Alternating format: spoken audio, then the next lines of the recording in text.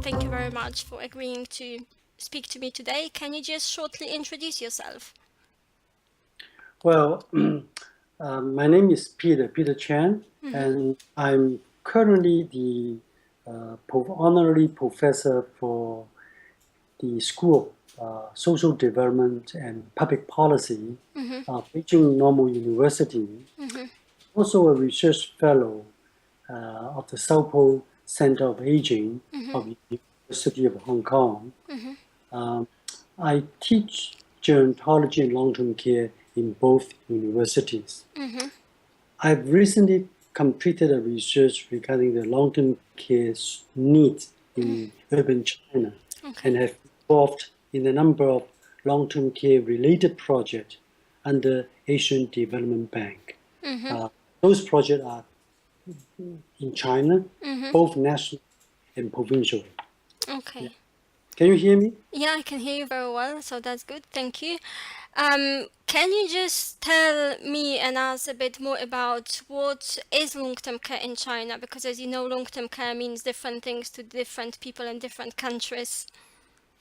Well, long-term care basically, there's not put in this way. Long-term care is new to China. They do not refer it as long-term care. They often refer it as elderly care. And it embraces all kinds of people who require help, including those people with care needs, such as their problem with what we call the functional disability, but also including people with no housing. Okay, yeah. And also including people in destitute, what they call the three no's people. Okay. The people with no money, no children, and no relatives. Okay. So this is a very embracive concept, almost including all older people who need help. Yeah, so it's not specifically just for people with functional disability as it defined in the West. When it comes to policy priorities for long-term care, however broad the long-term care in China is, what would you say are the three main policy priorities for long-term care in China? Well, I would say in terms of the policy priorities, there were three major areas. One is I think it is important that to develop a national consensus about what long-term care means. Okay. Yeah. And the second is about to invest more in long-term care services. Third part is to improve the quality of care. Let me deal with it one by one, okay? So let's talk about why we need to develop a national consensus in long-term care. I think the Chinese government need to distinguish people who need long-term care from those people who need housing or need income support. Putting all these people together as elderly care can be very confusing and very difficult for policy to implement, to administer, and also to measure the outcome, the policy outcome as well. And it can be very, very, it may be a waste of, or not a good use of the public resources. Think about you putting a person who have no care needs in a residential care facilities. That is not a good use of public resources. Finally, I think it can be demoralizing as well. Think about you are poor, but you are well, but you are put in a group of people in a nursing home. And I don't think that is something very appropriate. So this is some of what we call the national consensus or general consensus about what long-term care means in China is important. I think the second part is the government need to invest more in long-term, or the society as a whole need to invest more in long-term care. Now, when compared with OECD country, at this point of time, if I recall correctly, the OECD countries spend about 1.25% of the GDP in long-term care, both public and private. Okay. Whereas China invests 0.1%, both public and private, in long-term care services. So I guess that this is some of the things that we want to see a little bit more increase, another 1% will be a significant improvement in the whole long-term care service. So we see more investment in this area. And then finally, to improve the quality of care, government need to set up some sort of incentive program for the provider to comply with the whole quality issues, and also need to have some sort of more vigorous quality monitoring system. I'll just give you two examples here. The long-term care manpower will pose a significant quality issue here, because you know that these are people with low pay, high turnover rate, and they receive no or minimal training. This is an issue. And despite the fact the government keep on asking, try to build more long-term care beds or facilities, the national goal now is try to build 3 long-term care beds per 100 elderly people. Okay. So they try to catch up. But in reality, almost half of the long-term care beds in private sector are empty, are not occupied. Okay. And one of the major reasons is because the quality of this long-term care bed is such that it can hardly attract any potential elder users. Okay. Yeah.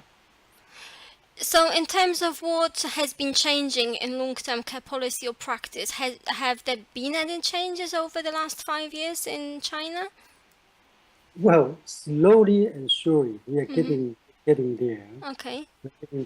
I get that the government is very much interested in getting the private sector to involve by encouraging to build, to invest, to build and to operate long-term care facilities. In recent years, I see the government more interested seeing the importance of home and community care and their role in taking some leadership in this area, because it's not profit making in China for home and community care. So to rely on the private sector in this regard is a little bit unrealistic, and the government to take up some major responsibility in home and community care, and government is exactly doing that direction. Okay, so if you could implement one policy in China in long-term care, what would that be? If you could do magic and just implement one policy. I would suggest the government should strike a balance between private and public sectors. You know, to increase the supply of long-term care beds, the government has been very successful in involving the private sector in doing so. But think about this: the private sector are very much driven by profit. I'm not saying all of them, but majority of them are driven by profit. And as I mentioned earlier, it is hard to imagine you can make profit out of home and community care. So majority of the private sector end up in investing or in building luxury housing project or residential care facility for the elderly. So rich will benefit from this kind of trend. But the majority of the elderly were stuck in the middle, have been stuck in the middle. They are not rich enough to buy those services, but they're not poor enough to receive government subsidy. Okay. So as long as I can see the government, the importance of private sector involvement, but the public sector has an important role to play in terms of long-term care provision. So I want to see a balance between the public and the private sector. And if we were to talk a little bit about research on long-term care in China, what would you say is one piece of outstanding research in long-term care in China? I would say costing of long-term care. Okay. Costing of long-term care. The government is very concerned about financial viability or sustainability of long-term care. I think that this is not new to China. Is every government. So does the how to do the costing become a very important, interesting research issue to explore. First of all, so we base on current long-term care needs. When the long-term care needs vary widely, because we have research showing that there's a 2% people need long-term care, but we also have research showing that there are 22%. So which one to believe and which one to base on to project the future financial burden. Something we need to find out. And don't forget, not every people with long-term care needs will end up using long-term care service. It is well documented with good family support, good, better living environment. People with mild long-term care impairment, they possibly will not use long-term care service at all. So how will the take-up rate eventually affect long-term care utilization and eventually affect costing is another thing that we need to find out. It is also research interest as well. But to do long-term care costing in China is not easy, simply because majority of long-term care service is provided by private sector. And long-term care costing is considered as a commercial secret. Okay. As a commercial secret, if you want to find out to collect this financial information, if not impossible, will be extremely challenging in China. Okay. But I can imagine that a lot of long-term care in China is provided by informal carers as well. Yeah, that is correct. That is correct. Yeah. Okay. So actually my last question is a series of very quick questions. So I'm just going to ask you 5 questions, and what I'm looking is for a number of responses from 1 to 10, where 1 is low and 10 is high. So first of all, what policy priorities allocated to long-term care in China? I'll put 7 7. because Okay. of the increasing aging population. Okay. How aware is the general public about what long-term care system can offer to them? I'll put 7 in elderly care because Okay. everyone knows about some sort of elderly care. But Okay. 2 in long-term care. If long-term care means for people with functional disability, Okay. the way how West has been defining long-term care so far, I'll put 2. But in terms of elderly care, I'll put 7. Okay. And how well do you think the long-term care system supports people with long-term care needs in China? I'll put 5 in terms of again in terms of elderly care, but 3 in terms of long-term care. Okay. Yeah. What about carers?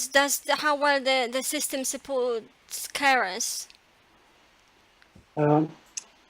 Frankly speaking, the system requires the carer legally a lot of responsibility, but for non-legal support, such as what we call the respite or tax credit, that kind of thing, is very low. So Okay. I'll put 2.